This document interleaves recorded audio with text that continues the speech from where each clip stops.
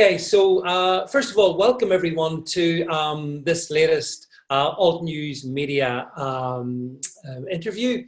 And we've got the very distinguished Irish journalist, Gemma O'Doherty, with us today. Now, Gemma will give you an introduction to her own sort of background, but just can I start off by saying Gemma is probably the most fearless, independent voice working in the Irish Republic, in the Irish media, and for that she has been grievously punished, because after all we mustn't get the truth out there. So Gemma, tell the folks a little bit about yourself and then we'll talk about what's just happened to you. Well, thank you so much, Dave, for having me on. I'm a big fan of your brilliant work. Yeah, I suppose my own background is I worked in the mainstream media for almost 20 years in the Irish Independent, the biggest selling daily paper. And towards the end of sort of 2010, I began to get very involved in anti-corruption work. I was working on quite a few murders that had been covered up by the state, looking at child sexual abuse, cover-ups, etc. And towards the end of 2012, some of your listeners will know the case of the Garda whistleblowers here in the Republic. I was working closely with them before their stories had been told, Maurice McCabe and John Wilson. And at the same time, as I was doing this work, Dennis O'Brien, who was the wealthiest man in Ireland at the time, the biggest Irish donor to the Clinton Foundation, very close links to Bill and Hillary Clinton. He became the biggest shareholder in our newspaper, and I was effectively told that I was to give up writing about corruption.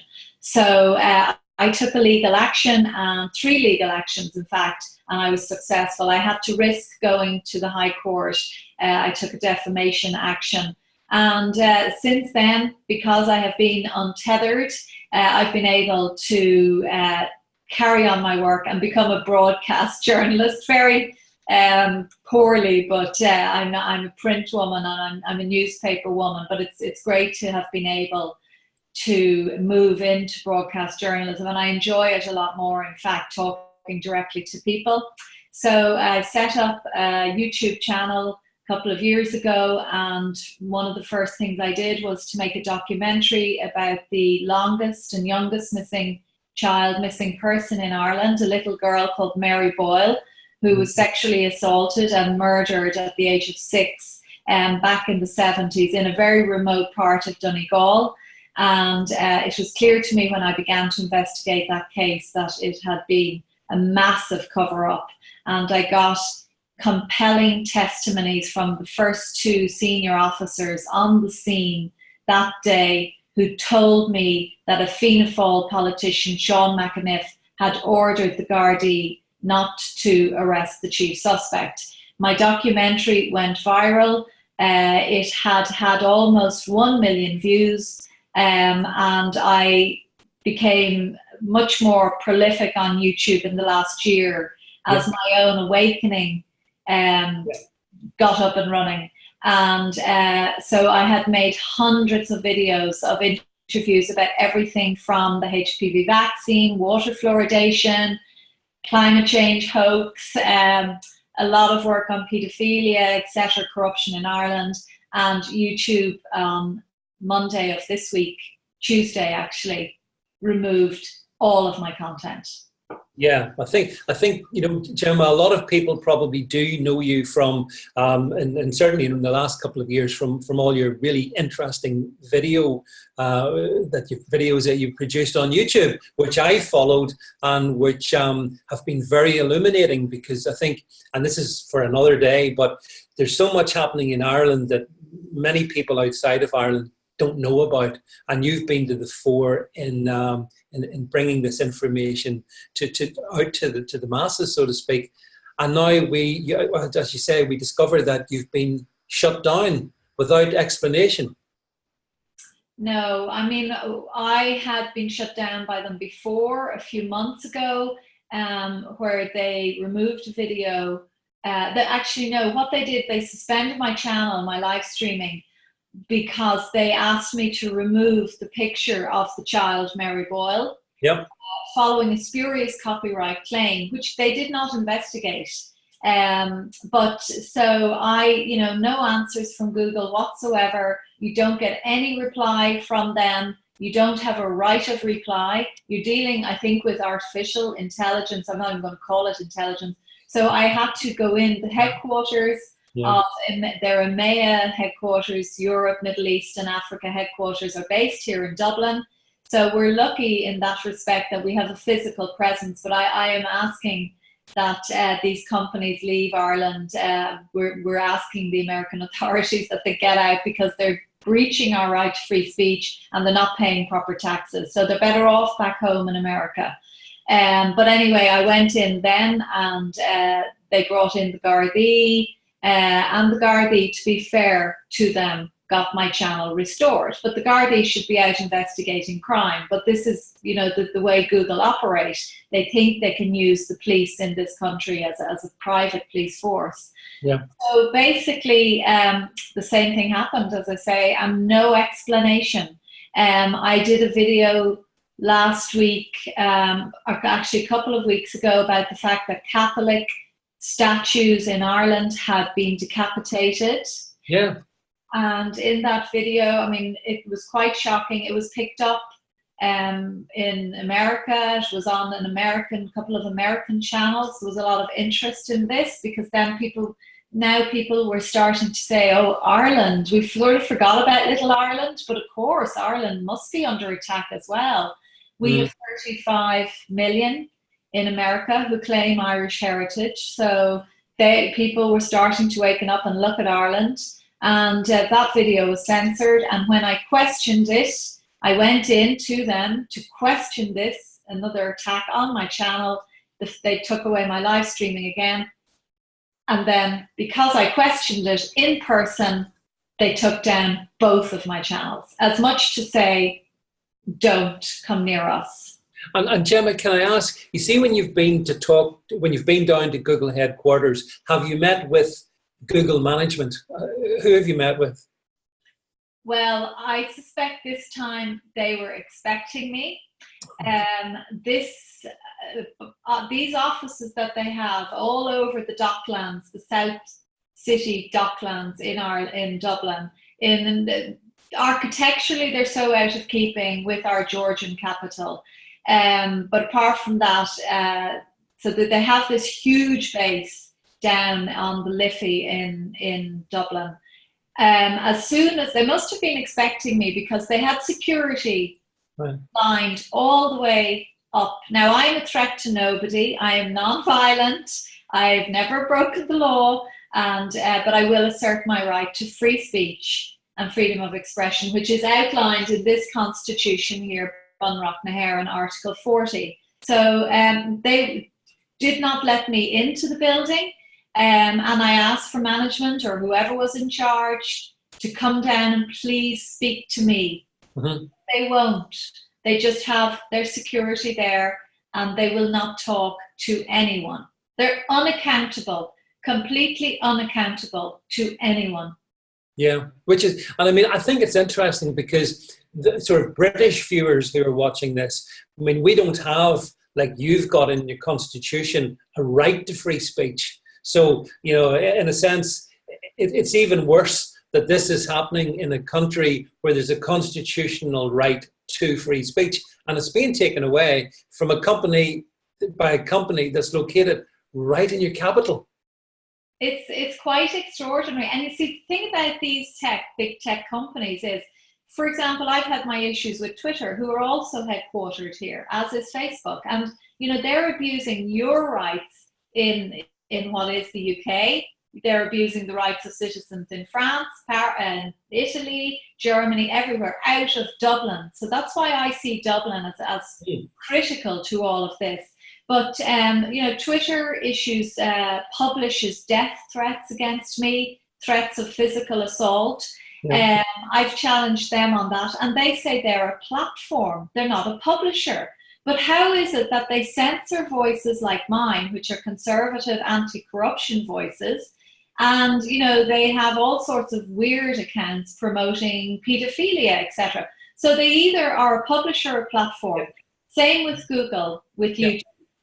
YouTube, we know Google is what the two of them are one and the same, have been interfering with elections. We know now, thanks to the great work of James O'Keefe and Project Veritas, that they've been meddling. They were meddling in the American 2016 elections. They also meddled in our recent abortion referendum, where we removed the rights of the unborn, protected in our Constitution, and they were removed. Now, you know, we are deeply, I believe, still a deeply pro-life. We're very proud to be pro-life. There was a huge amount of manipulation in the run-up to that abortion referendum. And Google has been exposed as having been highly involved in that, manipulating searches and, you know, all this nonsense. So they are a publisher. They clearly are. If they want to, you know, manipulate the results of referenda and elections, they are, you know, biased. It's quite clear. So why is it that my channel has been banned? And I'm very, very angry about this because I put a lot of work into it and I'm not going to accept it.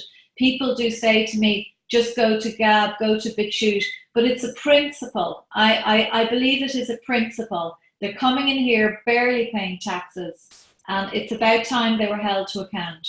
Yeah, you're right, Gemma. And you know, this whole battle with big tech is possibly the single biggest battle that we all face. And a lot of people won't realize that. People talk about Silicon Valley, but actually Silicon Valley is also now in Dublin. And as you rightly point out, it's from Dublin that they're then censoring the rest of us. So the Irish dimension to this is absolutely crucial, but not properly understood, I think, outside of Ireland anyway, and maybe even within Ireland. So I think the fact that you've done probably more than anyone to raise these issues has painted a target on your back. And that's possibly why they've taken this tyrannical decision to take away your right to free speech. Yeah, and you see, well, you know, I hope that it is having an impact. I think it is. I've been pointing out, because I firmly believe the book has to stop with individuals rather than just saying Google. Who's in charge of Google in Ireland? Who's in charge of Twitter? We know that the woman in charge of Twitter in Ireland is a woman called Sinead McSweeney, who used to be in charge of communications for the police here on Garda Síochána, and she was also very senior in the PSNI. So this woman has an awful lot of information, and suddenly she gets to control Twitter headquarters in European headquarters in Dublin. So, you know, I've been very much, these are the people that have to be held to account. And, you know, they have to be named and shamed for the censorship that they are involved in, because if we don't have free speech, we don't have democracy, and we will all be silenced. Well, one of the things that you mentioned, Gemma, is the fact that, I mean, the interference in the recent Irish referendum by big tech, by Google, and indeed the other platforms, but Google in particular. And again, some of us see that ahead of the US 2020 presidential elections, Google in particular is doing as much as it can, I reckon, to try and undermine Trump so he doesn't get re-elected. So people see that there's a real threat here coming from big tech in the States in 2020. But ironically, it's already happened in Ireland because, as you say, the evidence seems pretty clear that they were manipulating like mad to get on the abortion referendum. Yeah, absolutely. And the hand in glove with the mainstream media here as well. You know, nearly every journalist in the mainstream media here were completely pro-abortion, which is disgraceful because journalists are supposed to be neutral in the face of political referenda. Some of them were talking about their own abortions, and, you know, it was out of control. And the pro-life side did not get a fair hearing. They really, really did not. And, you know, anything to do with anything conservative, anything, you know, unless you're fully on board with all the LGBT ideology and climate change and all of that, you're silenced. But Ireland is, it's like the laboratory rat for globalism, because it's so tiny, such a tiny population. Really, you know, we are now, we're soon to become a minority in our own land. This is a tragedy, and it's another form of genocide, really. By 2040, it is estimated that the Irish will be a minority in Ireland. Yeah, it's most certainly cultural genocide, isn't it? Because, you know, Ireland's not allowed to be Ireland anymore. And that's being driven by, as far as I can see, Gemma, the political elite in Ireland, who seem to be puppets for other powers, by a spineless, gutless mainstream media in Ireland, which even surpasses the UK, which is really bad, but Ireland's even worse. And you've also got this phenomena of the big tech all headquartered in Dublin. So no, they knew, David, that Ireland was a soft touch. They knew that, you know, the people, unfortunately, many of them are asleep at the wheel. We, you know, paid out a massive bailout to bail out the banks in 2008. We're now 200 billion plus in debt, 40,000 per capita in debt because of this bank bailout. We signed up to that. We sign up to everything that is bad for us as a people. But I think now, you know, 100 years into our independence, we're starting maybe to say, right, this is not what we got our freedom for, what our forefathers died for. It isn't. No. Not to be suppressed and repressed by, you know, foreign big tech and, you know, politicians in Brussels who are bureaucrats and dictators, and this is not what it was for. And we have to protect our culture. We have to protect all of those people who are suffering because of debt slavery, who cannot afford to even imagine a life in Ireland, imagine a future. All of the young people that are leaving in their droves, educated, the brightest and the best, still hemorrhaging out of our country, because by design, the state and Brussels have manipulated it so that they cannot have a future here. They don't want them to be here, and it's tragic. Yeah, well, I think, Gemma, you know, to wrap this one up, I would like to say, and I'm sure those of us watching, or those people watching this, will want to wish you every success in your attempts to try and get Google to see reason and to restore your freedom of speech. I think it's a fundamental issue. It cuts across all platforms, cuts across all countries. We all must be allowed to speak up. So I want to wish you every best wish. And I hope we can speak about this in the times ahead. And as I say, hopefully these big tech tyrants will not be able to close down important voices such as yours. Well, thank you so much, David. And, you know, if I can maybe quote President Trump in a way, he's been recently criticized for saying, you know, if you don't like it, go somewhere else. That's my message to big tech. If you don't like this constitution here, go back to your own country, because we do have freedom of speech rights here, and we will continue to assert them. But David, thank you so much for all your brilliant work that you do. You're incredibly courageous, and you have huge support all around the world. I know that. So well done to you. Well, thank you as well, Gemma. Okay, that's it. Thanks for that. Speak soon. Take care. Bye-bye. Bye-bye. Right, Gemma, I think we'll cut it at that. That's definitely been recorded. So listen, thanks very much. That was fun. The time went too quickly, as always. Always. No, you're so good. Thank you very. I hope I didn't ramble on too much. No, you did. No, absolutely. And I loved that last bit at the end. Was brilliant, by the way. Superb. I'm going to be using that today later. That's a brilliant one. That was worth the interview just alone. That was perfect. Listen, Gemma, thanks for everything. Good luck today. And obviously, listen, we'll be speaking in the days ahead. Okay? All right. Cheers for now. Bye-bye. Bye-bye. Bye-bye. Bye.